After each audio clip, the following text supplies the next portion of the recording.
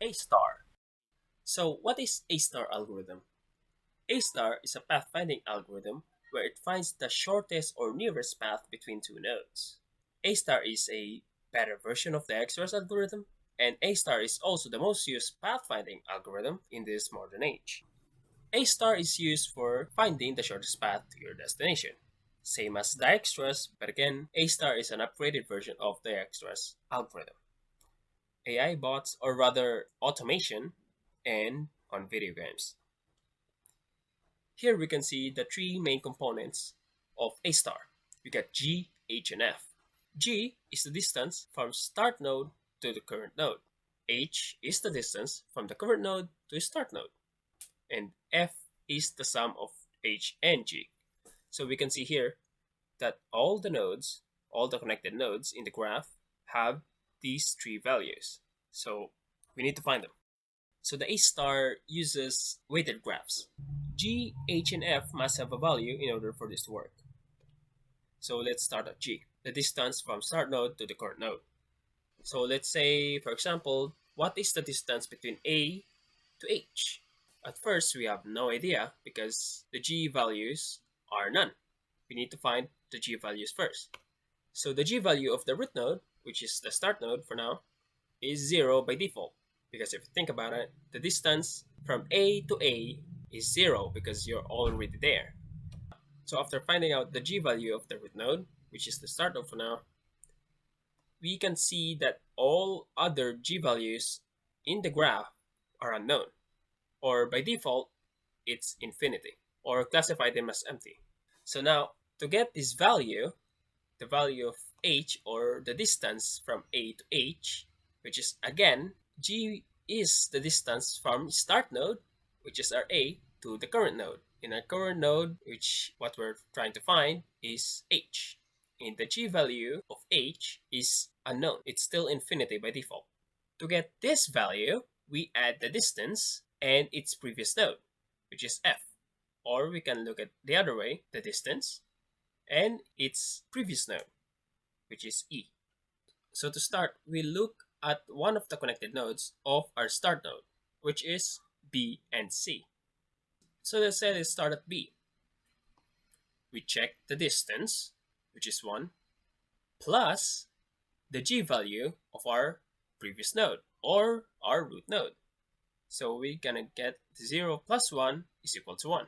Then we check if 1, the sum of G root and 1, we check if it's less than the G value of our current node, which is B. So now we check if 1 is less than infinity.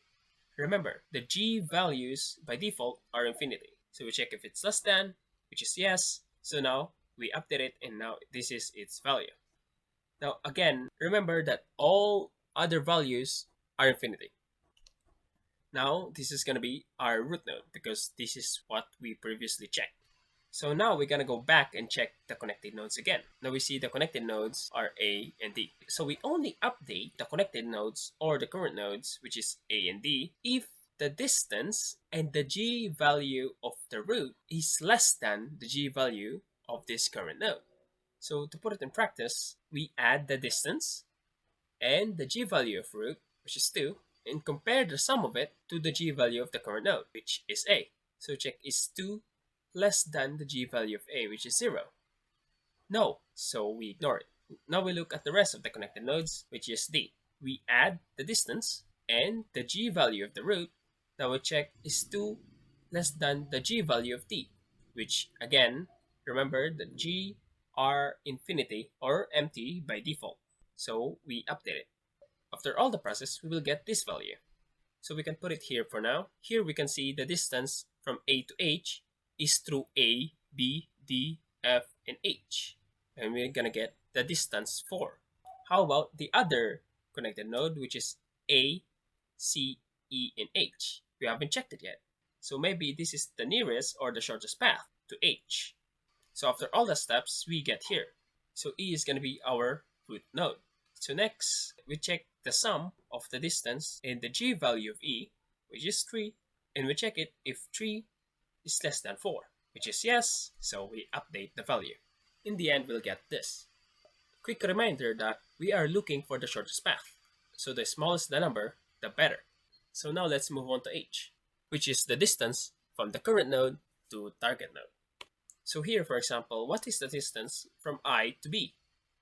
After the algorithm, we can see that the shortest distance is I, F, and D. I through F, through D, through B. This is the same algorithm as G, but the difference is it starts at the target node. So in the end, we'll get this. So now we move to F, which is the sum of H and G. After finding the closest value of G and H, we add them both. So here, we add the G and H, and we'll get the value of 3. After adding G and H, it should look like this. After finding all the values, we can now look for the nearest path. To determine the nearest path, we focus on these two properties, the F and H. So we prioritize the F, then we can look the H. So first we start at the start node. Now look for the smallest F value in all the connected nodes, which we can see is B and C. Now we check their F values. B have the F value of 4 and C have the F value of 3. The F value of C is the smallest, so we mark it and made it to be the next root. So now we're gonna do the steps over again and check all the connected nodes. And we found out that the connected nodes of C is A and E. And we can see that the F values of A and E are the same. If there's multiple same F values, we automatically look at their H values. So now we compare their H values. And we can see that H value of E, which is 1, is less than A, which is 3. So we mark it, and it will be our next route. So now we can already see a path, which is we just connected to I, but again, we are not sure yet. So we need to check every path first. So look at the connected nodes, which is C, H, and I, and we check all the F values. In here, we can see the F value of node H is greater than I and C, so we ignore it. Now, the F value of C and I are the same, so we automatically, again, compare their H values. And we can see here that the H value of I, which is 0, is less than H value of C, which is 2. So we ignore it, and this is the remaining path. So we are now confident that A through C, through E, and through I is the nearest path. So a reminder that A star utilizes weighted graphs. We get the G, H, and F values first, and to get the G value, we start at the start node, and we add the previous node plus distance, or the current node plus distance. And it's the same through H, but we start at the target node, and we add the previous node plus distance, or the current node plus distance. And to get the F value, we add G and H. So now when comparing where to go, we compare from F value then to H after we found the values of G, H, and F. Now when comparing, if X is less than Y, then we update Z. If not, we ignore it and don't continue. So this is another example. This is going to be a bit more complicated. On this graph, we can see there's a lot of connected nodes from anywhere. Now, all these connected nodes can be anything. Let's say these nodes are cities like city A, city B, city C, city D, anything. Or it could be from point A to point B to point D and to point C. And all the edges can also be anything because again, this is a weighted graph. So we add artificial priorities or weights to them.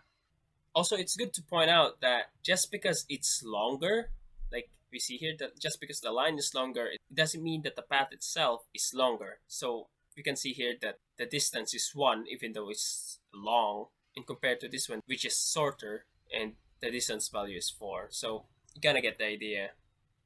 So now here, by default, again, all of them, the G, the H, are infinity. And also, you can use BFS or DFS for selecting which node do you want to change first. So we start at G. we first try to find the value of g, and as you can see here, we already updated it. And to summarize, we again use the algorithm of g, which is 0, the g value of the root, plus the distance, which is 2. So we just update it as 2. And again, 0 plus 2 is equal to 2. So we update the current node and we check the other connected node of the root, which is b. And we add 0 plus 4 is equal to 4. So next step, the previously updated node, which is the b, d, and c, is going to be the next root. And we check all the connected nodes and we update them if they are less than. If you go next again, you can just pause it if you want to check every individual. So now we get all the g values, which are these.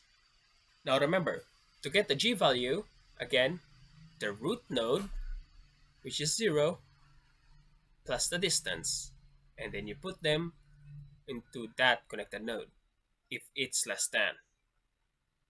So now it's time for h. Again, it's the same algorithm as g, but we start at the target node, which is L. So the same as g, now we check the h value of the root node plus the distance and compare it to the h value of that connected node, which is m. So we check it if it's less than, and then we update it. If not, we ignore it. So the same as here. So again, if we check at m, which has the h value of 6 and the distance of 6, so we add them, we get 12. Is 12 less than 0? No, so we ignore that node. And after that, we're gonna go through this. It's gonna process all the connected nodes of that root and update it if it's less than. And in the end, we're gonna get this. So at f, we already know how the f works. We just add the g value and the h value. In the end, again, we get this. So now we can find the nearest path. So we start at the start node. Obviously, it's going to be our root node too. And we check all the connected nodes and compare them. So first, let's check at p, 21. So we got the value of 21. So we check on the other node, which is d. Now we check, is 14 less than 21? Yes, so we get the value 14. And then we check to the other node again. Is 13 less than 14? Yes. So we get the value 13, which is the least value of all the connected nodes. So we mark that node and make it our root. Then next again, we're gonna check all the connected nodes, look at all the f values, and we can see that the f value of k is the greatest of them all. So we ignore it. And now we can see that all the remaining f values of the remaining connected nodes are 13. So automatically we check their h values.